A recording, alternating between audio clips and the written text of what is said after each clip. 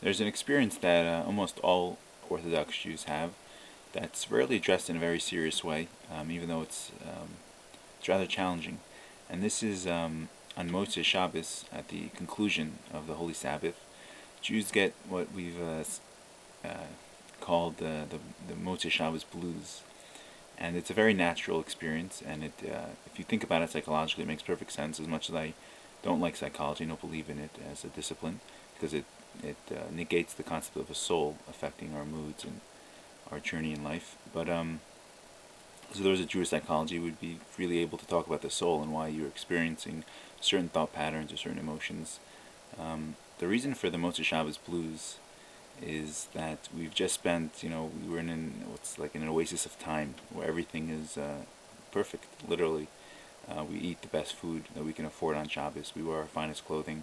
We spend a longer time in praying because we don't have to go to work, and it's really beautiful. It's our prayer on Shabbos that the merciful one, he should grant us a day that's entirely Shabbos, and this is the concept, of course, of the Messianic redemption.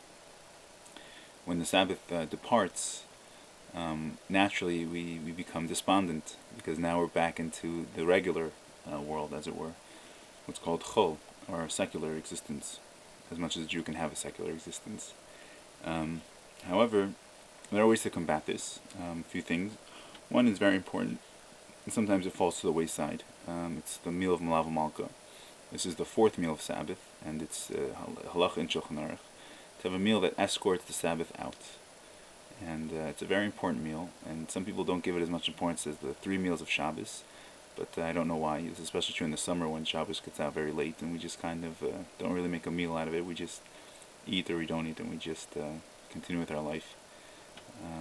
A lot of times, the Yetzer Hara will come and tell you that, oh, let's go back on the computer, or let's go to the mall, or let's go get a pizza, like as if you want to rush into the secular world.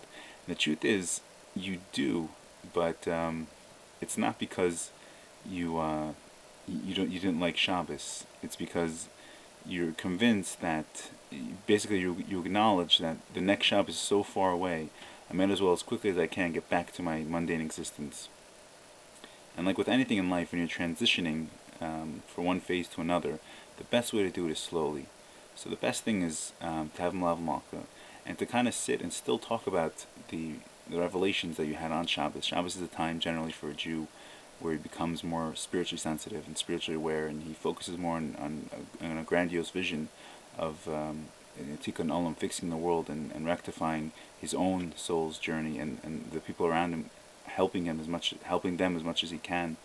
And he makes a lot of decisions, at least subconsciously, sometimes consciously, of how next week will be better than this. The Jew tends to think, I'll learn more, I'll pray with more intent, I'll be a better person, I'll give more charity. And the minute Sabbath departs, sometimes we forget all these decisions we made, unfortunately. Another thing is a segula, I think, from the Baal Shem Tov, that to have a warm drink, like a tea. And this is also a segula for happiness. It's connected to, I think, the well of Miriam, and it's a nice thing to do, to sit down and just enjoy a warm drink. And of course, there's singing. Sing a nigun. There's one especially from Shabbos called Elio and Navi. What else can you do? Basically, the more you're aware consciously of what's going on in your soul, and also spiritually, you have to understand. Yalter Rebbe Tzintani quotes, it must be Zohar, I'm not sure, but he says that by Shabbos and Rosh Chodesh, the world is created on the level of Yetzirah. So the whole week it's on Asiya, which is the lowest, the world of action.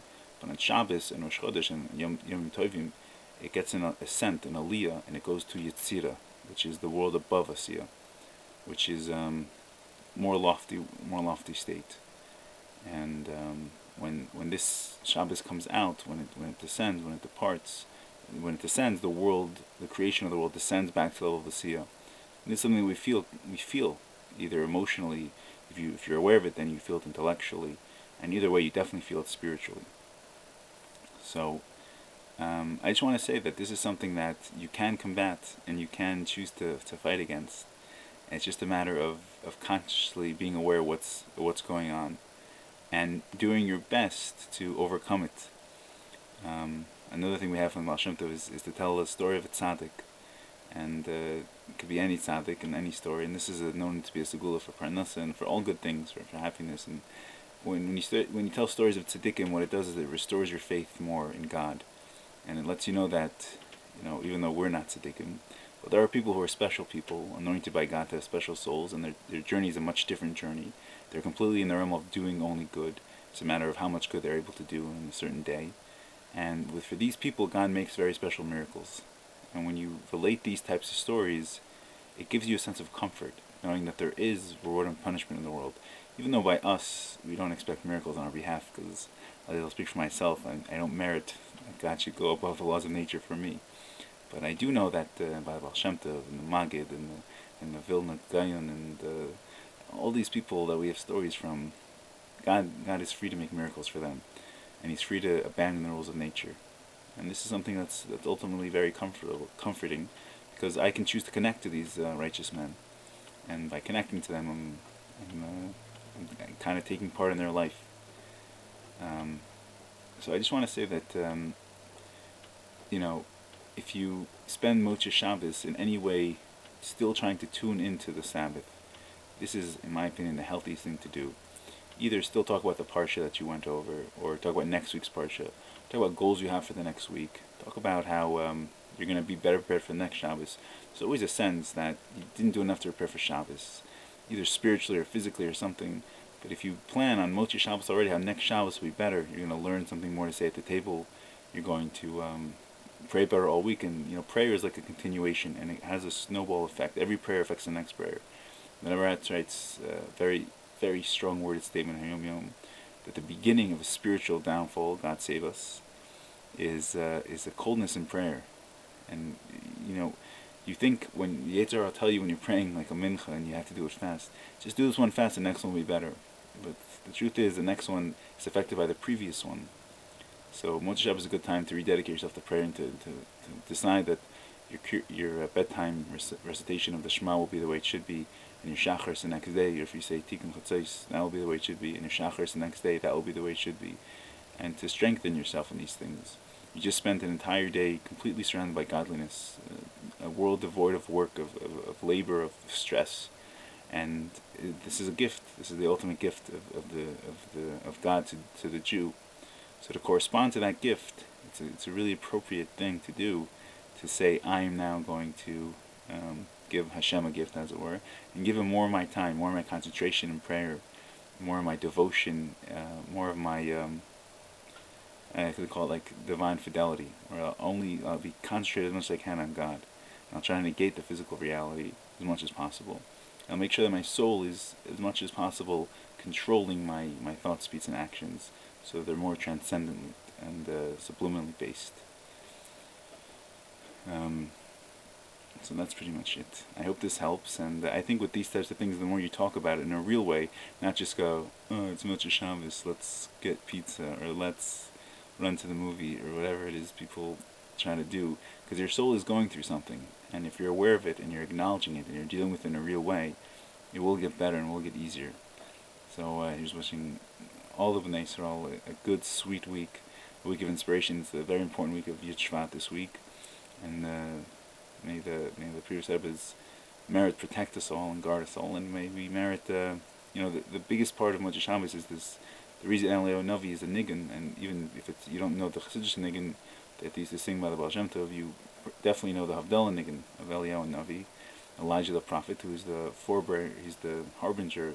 He'll announce the redemption. He'll give us 3 days and announce the redemption. And this is the main concept of Motzei Shabbos, that Mashiach, according to some opinions, most opinions, can't come on Shabbos. But on Motzei Shabbos, right away we're back to thinking about Mashiach, and let Eliyahu Navi come and announce that Mashiach's going to be Mashiach's arrival is imminent, and just that's what we hope for, and that's what we pray for. It'll be a time, obviously, of world peace, of an end of economic disparity, and of revealed goodness for the entire planet, for all of God's creatures, humans and animals, and the plants and the minerals too. So here's wishing a good, sweet week with revealed blessings in all areas of your life, both physically as well as spiritually. Thank you so much.